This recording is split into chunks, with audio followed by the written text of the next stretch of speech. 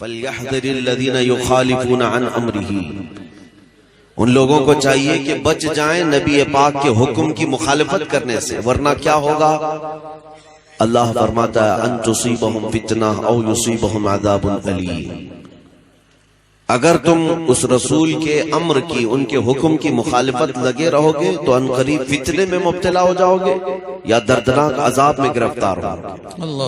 دو باتیں آنی کمپلسری ہیں۔ میرے عزیز، یہ چمک دمک دکھانے کے لیے چند باتیں کرنے والے لوگوں کی باتوں میں پہلے یہ دیکھو کہ یہ وفادار محمد رسول اللہ ہے یا نہیں۔ جو خود اتباع سنت سے دور ہے، آپ کو وہ کیا دے گا؟ اللہ تعالیٰ عز و جل ہمیں اور آپ کو ایمانی قوت سے سرفراز فرمائے۔ اللہ تعالیٰ عز و جل ہماری دونوں جہان میں حفاظت فرمائے۔ طریق مصطفیٰ کی اتباع میں کامیابی ہے اور مصطفیٰ جان رحمت کے طریقے کو چھوڑنے میں ہلاکت و بربادی ہے۔ آپ کا پیارا رب عز و جل اس آیت طیبہ میں کیا اعلان فرما رہا ہے؟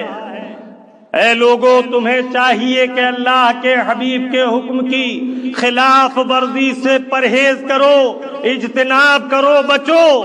کہیں ایسا نہ ہو کہ تم فتنے میں ڈال دیے جاؤ۔ کیا یہ رسول اللہ کا زندہ معجزہ نہیں ہے کہ ایک شخص آنے والا آتا ہے، سینکڑوں ٹیلی ویژن لگواتا ہے اور سینکڑوں تصویریں کھنچواتا ہے، اور آیت جب پڑھنے کے لیے بیٹھتا ہے تو خطبے کے بعد اس کی زبان پر آیت آتی ہے کہ اے لوگوں، ڈرو اللہ کے حبیب کے حکم کی خلاف ورزی سے، کہیں تم فتنے میں مبتلا نہ کیے جاؤ، کہیں تم پر عذاب علیم نہ آ جائے۔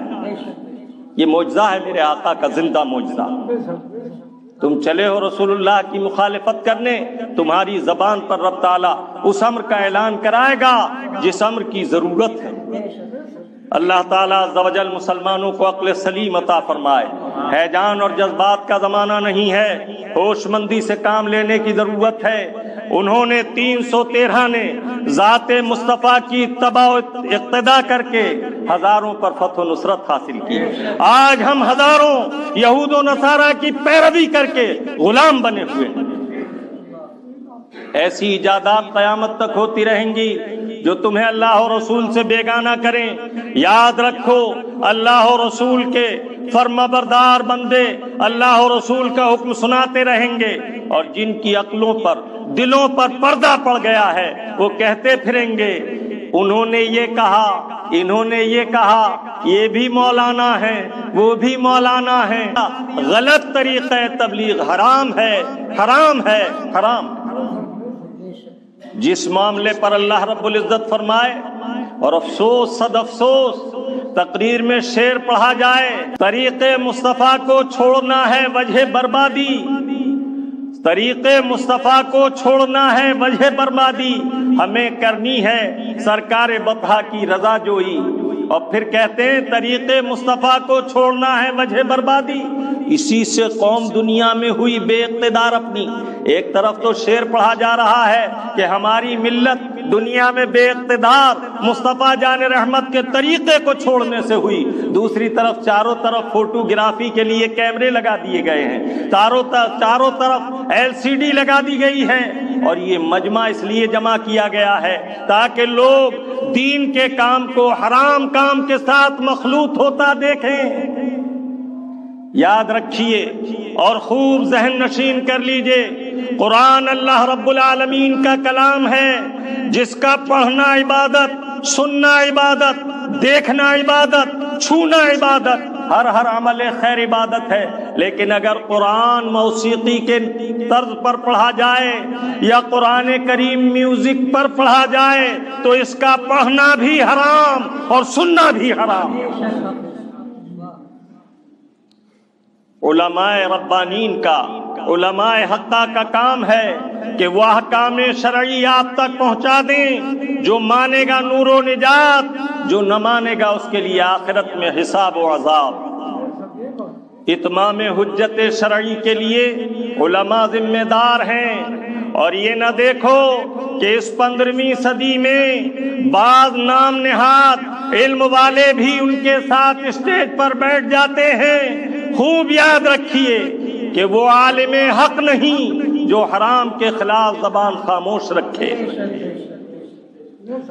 قال النبی الکریم صلی اللہ تعالی علیہ وسلم من سکت عن الحق فهو شیطان الاخرس، جو حق بات کہنے سے گونگا رہے وہ گونگا شیطان ہے، جو حق بات کہنے سے ٹھہر جائے وہ گونگا شیطان ہے۔ علماء کرام کی ذمہ داری ہے کہ جہاں مسلمان جمع ہوں دینی احکام ان تک پہنچائیں اور اللہ و رسول کی خشیت اور خوف دلائیں، بدعمالی سے روکیں۔ علماء حق آج بھی موجود ہیں۔